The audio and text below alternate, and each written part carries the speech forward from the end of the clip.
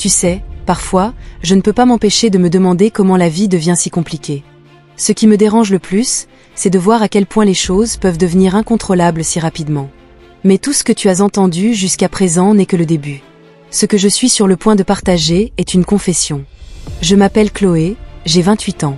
Ma mère, Evelyne, dit qu'elle vit son 2e printemps, et honnêtement, elle a peut-être raison. Quand elle a épousé Samuel, j'avais l'impression qu'une partie de moi se brisait à l'intérieur. Tout le monde ne trouve pas un homme comme lui. Samuel a 55 ans, mais c'est comme si le temps ne l'avait pas touché. Il a l'air jeune, et quand il entre dans une pièce, tout le monde se retourne pour le regarder. Il est cultivé, charismatique, et il rend ma mère heureuse, ou du moins, c'est ce qu'elle dit. Mais voilà le problème. Les choses ne sont pas toujours ce qu'elles semblent être. Ce matin, maman s'est précipitée hors de la maison pour une grande réunion de travail. Je me préparais pour une présentation, fouillant frénétiquement dans mon placard pour trouver quelque chose à porter. J'ai choisi une mini-jupe noire, élégante mais simple. Juste au moment où j'allais la mettre, j'ai réalisé que la fermeture éclair était coincée. J'ai tiré et tiré, mais ça ne bougeait pas. Au début, je pensais que c'était un problème mineur, mais plus j'essayais, plus la fermeture éclair devenait têtue. Puis, sorti de nulle part, Samuel est passé devant ma porte, et nos regards se sont croisés. « J'ai besoin d'un coup de main », a-t-il demandé d'une voix calme mais ferme. Pendant un moment, je me suis figée, hésitant à accepter son offre d'aide. Je ne devrais pas me sentir aussi compliquée, n'est-ce pas? Mais rien dans tout cela ne semblait simple. Puis quelque chose a changé. Samuel s'est approché et, sans hésitation, a commencé à inspecter la fermeture éclair. Ses doigts ont effleuré mon dos, et cela m'a fait vibrer. Je ne peux pas expliquer comment un moment aussi simple pouvait sembler si chargé et complexe, mais ce n'était que le début, car ma vraie confession commence après cela. Quoi qu'il arrive, je ne peux pas te le cacher. Es-tu prêt? Parce que ce n'est pas juste une histoire ordinaire. Il s'agit de lignes floues, d'émotions emmêlées et d'une confession qui crie en silence. Si tu veux entendre plus d'histoires comme celle-ci, assure-toi de t'abonner à ma chaîne et d'activer les notifications. Cela signifierait beaucoup pour moi. Alors que Samuel se tenait derrière moi, je pouvais presque sentir son souffle dans mon dos. Ses doigts se déplaçaient prudemment sur la fermeture éclair, et je me tenais là, tendu, retenant mon souffle. C'était comme si l'air dans la pièce devenait plus lourd, comme si tout s'était rétréci au contact de Samuel. « C'est assez coincé », dit-il d'une voix douce mais profonde. Ses mains étaient chaudes, et j'avais l'impression que leur chaleur s'infiltrait à travers ma peau chaque fois qu'il touchait la fermeture éclair. Une vague de quelque chose que je ne voulais pas ressentir me traversa. « Je pense que je vais devoir être un peu plus prudente », murmura-t-il, mais je ne pouvais même pas tourner la tête pour le regarder. J'ai dégluti difficilement, craignant que si j'essayais de parler, ma voix me trahisse. Puis je l'ai senti se rapprocher. Ses doigts tiraient un peu plus fort sur la fermeture éclair, et son souffle était si proche qu'il effleurait presque ma nuque. Mon cœur battait si fort que j'avais l'impression qu'il allait sortir de ma poitrine. Le temps semblait se figer, comme si ce moment allait durer une éternité. Puis quelque chose d'inattendu se produisit. J'entendis le bruit métallique de la fermeture éclair en mouvement, et la main de Samuel s'arrêta une seconde. Je pense qu'il commença à dire quelque chose, mais avant qu'il ne puisse finir sa phrase, la fermeture éclair se brisa soudainement. Tout s'est passé en moins d'une seconde. Ma mini-jupe glissa de mes hanches à mes chevilles, comme si tout se déroulait au ralenti. Mon souffle se bloqua dans ma gorge, et tout mon corps semblait en feu. Instinctivement, mes mains se tendirent pour la remonter, mais c'était arrivé si vite que je me suis figée. Samuel s'est figé aussi. Je pouvais sentir ses yeux sur moi, mais je ne pouvais pas me retourner. Le silence était si épais que je jure que tout ce que je pouvais entendre était mon propre cœur battant dans mes oreilles. « Chloé » murmura-t-il, sa voix hésitante, presque coupable. Je pouvais sentir mon visage brûler. « Je suis désolé » dit-il finalement, son ton plus dur maintenant, plus contrôlé. Je le sentis reculer d'un pas. Je ne voulais pas que cela arrive, mais je ne savais pas quoi dire. Les mots étaient coincés dans ma gorge. Je me suis penchée pour ramasser ma jupe, mais mes mains tremblaient. J'attendais qu'il dise autre chose, n'importe quoi pour rendre ce moment moins gênant, mais il semblait tout aussi figé que moi. Le poids de ce moment était si intense que c'était surréaliste, comme un rêve, mais en même temps, il portait une réalité que je ne pouvais pas ignorer. Sans un autre mot, Samuel se tourna et sortit de la pièce. Son silence m'a laissé là, debout, me sentant comme si j'étais devenue pierre. Mes mains tremblaient encore alors que j'attrapais ma jupe et me levais. Mon cœur battait la chamade, ma respiration était irrégulière. J'ai regardé autour de la pièce, toujours prise dans l'écho de son souffle sur ma peau. J'ai trouvé une autre jupe et l'ai mise, mais ce n'était pas juste un changement de tenue rapide. Quand je me suis regardée dans le miroir, le reflet qui me fixait était rempli de honte et de confusion. Mon cœur était déchiré entre l'excitation et le regret. Je n'arrêtais pas de me dire que c'était juste un accident, mais l'attraction indéniable de ce moment m'a hantée. Sur le chemin vers la présentation, j'ai marché plus vite, comme si je pouvais laisser ce qui venait de se passer derrière moi. Mais peu importe combien j'essayais de garder un visage calme, la tempête en moi m'a suivi tout au long de la journée. J'ai répondu aux questions, j'ai souri, mais mon esprit était bloqué sur ce qui s'était passé dans cette pièce. Quand je suis rentrée à la maison, ma tête tournait toujours. En entrant, j'ai entendu le cliquetis des assiettes et des couverts dans la cuisine. Je me suis glissée vers la porte et j'ai jeté un coup d'œil à l'intérieur. Maman, Evelyne et Samuel étaient assis à la table du dîner. Au moment où j'ai vu le visage de Samuel, je me suis figée. Nos yeux se sont croisés, et il y avait quelque chose dans son regard, une intensité que je ne pouvais pas expliquer, comme s'il était aussi secoué et en conflit que moi. Mais je ne pouvais pas rester là une seconde de plus. Je n'ai pas faim, ai-je marmonné, et je me suis précipitée vers ma chambre, ma voix sortant de ma bouche sans laisser aucune chance à maman de demander quoi que ce soit. Une fois la porte fermée, j'ai pris une profonde inspiration. Je savais que tout avait changé. Ce moment gênant n'était peut-être rien de plus qu'un malentendu, mais d'une certaine manière, cela ressemblait à un tournant pour nous deux. À partir de maintenant, rien ne serait plus jamais pareil. Cette pensée ne faisait que rendre le mélange d'excitation et de culpabilité encore plus lourd. Je ne savais pas comment j'affronterais à nouveau Samuel, mais le plus effrayant, c'est qu'une petite partie de moi se demandait quel genre de début cela pourrait être. Pendant 2 jours entiers, j'ai à peine établi un contact visuel avec qui que ce soit dans la maison, essayant de faire comme si de rien n'était, tout en sentant la présence de Samuel et de maman dans chaque coin. C'était trop pour moi. Je les évitais tellement que même lorsque j'allais à la cuisine juste pour prendre quelque chose, je partais aussi vite et aussi silencieusement que possible.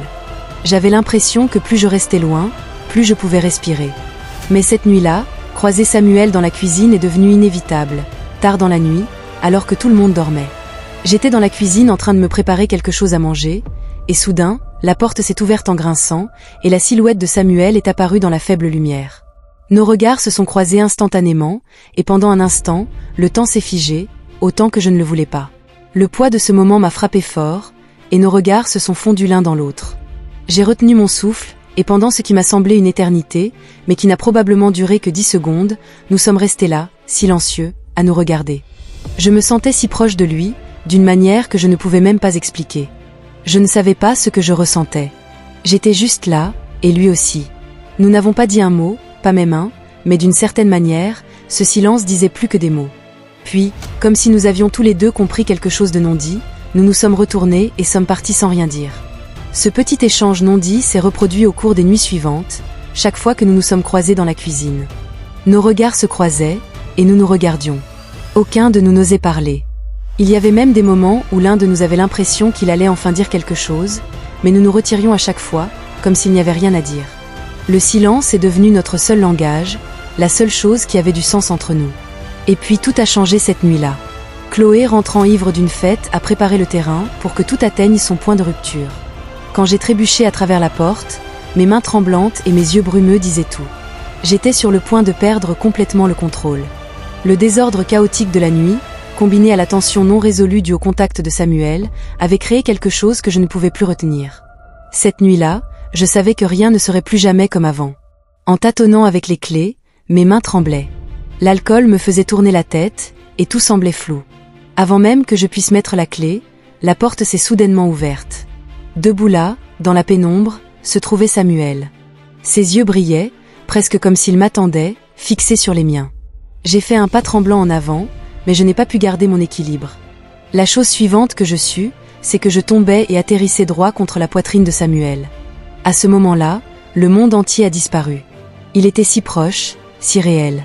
Et mon cœur a commencé à battre la chamade. Samuel n'a pas dit un mot. Il s'est juste accroché à moi et m'a stabilisé, m'aidant à monter les escaliers jusqu'à ma chambre. À chaque pas, j'avais l'impression que des morceaux de moi-même se défaisaient. La proximité entre nous était écrasante, confondant mes émotions déjà emmêlées. « Ne dis rien », ai-je murmuré, bien que ma voix tremblait à chaque mot. Lorsque Samuel m'a finalement amené dans ma chambre et que la porte s'est fermée derrière nous, c'était comme si tout ce que je retenais à l'intérieur était prêt à exploser. Je ne savais pas à quoi je pensais à ce moment-là. Il y avait juste un vide en moi, mais d'une certaine manière, la présence de Samuel m'a apporté une étrange sensation de calme. Lentement, l'espace entre nous a commencé à disparaître. Nous étions si proches que je pouvais presque entendre mon propre cœur battre. C'est à ce moment-là que j'ai réalisé que tout était sur le point de changer. Mes émotions étaient un véritable désastre. La peur, l'excitation, la culpabilité et peut-être même un peu de désir tourbillonnaient en moi. Samuel s'est penché doucement, prenant mon visage dans ses mains. Je ne pouvais pas dire ce qu'il ressentait, mais pour moi, dire quoi que ce soit semblait impossible. Je suis restée là en silence, laissant ses mains me tenir, le chaos en moi se répandant dans tout mon corps. Même si je voulais expliquer ce qui se passait, les mots étaient coincés, m'étouffant avant de pouvoir quitter mes lèvres. « Chloé », a-t-il dit d'une voix basse, comme si chaque mot n'était destiné qu'à moi. À ce moment-là, j'avais l'impression que tous les doutes dans mes yeux fondaient. « Dis-moi juste ce que tu ressens. » Je me suis figée, le brouillard en moi ne voulait pas se dissiper, et je ne savais même pas comment le décrire. Mon esprit tournait, mais tout ce que je voulais, c'était entendre sa voix, le sentir proche. C'était si intense, si bouleversant que je ne pouvais même pas savoir si tout cela était bien ou mal. Je l'ai simplement regardé, me noyant dans le tourbillon de mes sentiments, plongeant dans les yeux de Samuel. Mon cœur battait la chamade, et je ne pouvais pas comprendre ce que je pensais ou ressentais. Finalement, j'ai trouvé le courage de dire quelque chose, et en le regardant, j'ai tout laissé sortir. « Samuel, tu es mon beau-père. » J'ai ces pensées, ces sentiments que je sais que je ne devrais pas avoir. Je me souviens de ce jour horrible où ma fermeture éclair s'est cassée et ma jupe est tombée. Je ne peux pas m'empêcher d'y penser, tu étais si proche, et ça m'a vraiment touchée. Je suis coincée là-dessus depuis que j'ai fait une pause, avalant difficilement avant de continuer. C'est pourquoi j'ai forcé mes amis à me traîner à cette fête. J'ai bu jusqu'à ne plus y voir clair, pensant que cela m'aiderait à oublier, mais devine quoi? Ça n'a pas marché. Au contraire, ça a empiré. Le vide en moi n'a fait que grandir. J'ai tellement bu que je me souviens même pas comment je suis rentrée à la maison. Il y avait un silence pesant dans l'air. Je voulais détourner le regard, mais je ne pouvais pas lui parler sans le regarder dans les yeux. Puis tu as ouvert la porte, et je suis tombée droit sur toi. Souviens-toi, c'est là que tout a basculé. Maintenant, je ne sais pas ce qui va se passer ensuite. Ma voix s'est brisée alors que je demandais ce qui allait se passer. Mes lèvres tremblaient alors que j'attendais sa réponse. Samuel laissa échapper un profond soupir, ses yeux pleins d'hésitation alors qu'il me fixait lentement. Avec un certain poids dans son ton, il dit « Je ressens la même chose, Chloé. C'est tellement mal. » Sa voix faiblit, se brisant légèrement. C'était clair, il n'était pas sûr de ce qu'il disait, et j'essayais juste de faire face au désordre dans lequel nous étions tous les deux pris. Je n'ai rien dit à ce moment-là, confrontée à la complexité de la situation. Gérer tout ce que je ressentais était trop, alors je suis restée là. Les derniers mots de Samuel résonnaient dans ma tête, mais je savais exactement ce qu'il voulait dire. Cependant, je n'avais aucune idée de comment avancer. Était-ce le début de quelque chose ou la fin de tout? La pièce était si silencieuse qu'on pouvait entendre les battements de mon cœur. Il y avait cette hésitation dans les yeux de Samuel, mais aussi cette attraction. Nous la ressentions tous les deux, mais aucun de nous n'avait l'expérience nécessaire pour comprendre ce que tout cela signifiait. Il était tard. Evelyne dormait déjà, et à ce moment-là, c'était comme si toutes les barrières, toutes les peurs avaient disparu. Le chaos et le malaise en moi s'accumulaient à chaque seconde. Soudain, je me suis retrouvée à me rapprocher de Samuel, les yeux fermés, debout là, confrontée à tout ce que je ressentais à l'intérieur.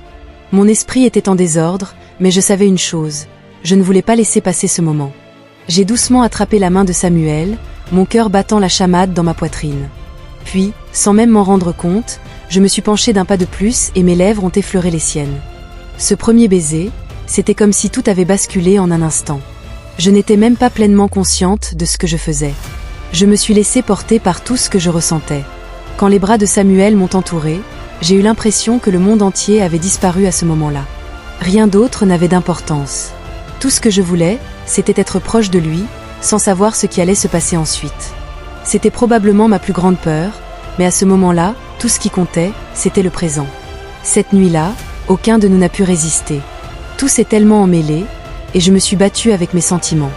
Mais à la fin, peu importe ce que je voulais vivre, ce moment-là, j'avais peur, c'est sûr, mais j'ai aussi ressenti une sorte de liberté avec toi. J'avais l'impression que nous avions quelque chose qui allait au-delà de tout le reste. Nous étions si proches. Cette mini-robe rouge était comme un symbole de tout. Cette nuit-là, je l'ai enlevée, et quand je me suis réveillée le lendemain matin, elle était juste là, sur le sol, avec le reste de mes vêtements. Nous étions dans un tel désordre que je n'ai même pas pris la peine de les ramasser. Ce moment était bouleversant, un flou chaotique dans lequel je me suis perdue par la suite. Tout ce que je voulais faire, c'était rester au lit et dormir. Mais ce matin-là, je savais que les choses ne seraient plus jamais normales. La maison était vide, si silencieuse. Lentement, je me suis levée et j'ai pris une douche. J'avais l'impression que l'eau allait tout laver, comme si elle nettoyait le désordre en moi. Debout là, seule sous la douche, mon esprit s'emballait, mais en même temps, je ressentais un peu de paix. Je suis sortie et j'ai essayé de faire comme si tout était normal. De retour dans ma chambre, mes yeux se sont posés sur cette mini-robe rouge. J'ai réalisé que je ne l'avais pas portée, mais elle était là. À ce moment-là, j'ai souri. Après tout ce chaos, la robe me semblait si familière, comme si tout le reste s'était effondré, mais elle était toujours là.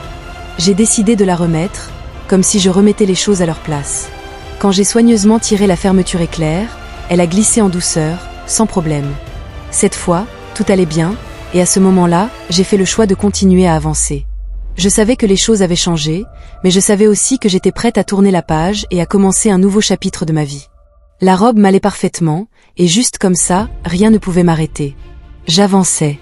J'espère que vous avez apprécié mon histoire. Ça a été un voyage tellement passionnant, et le partager avec vous a été incroyable. Si vous voulez entendre plus d'histoires comme celle-ci, n'oubliez pas d'appuyer sur ce bouton d'abonnement et d'activer les notifications pour être informé dès qu'il y a un nouvel épisode. Vos likes et vos commentaires signifient tout pour moi. Entendre vos pensées et vos sentiments me motive vraiment à continuer. Votre soutien m'aide à écrire de plus en plus. Merci beaucoup à tous, et je vous verrai dans la prochaine histoire.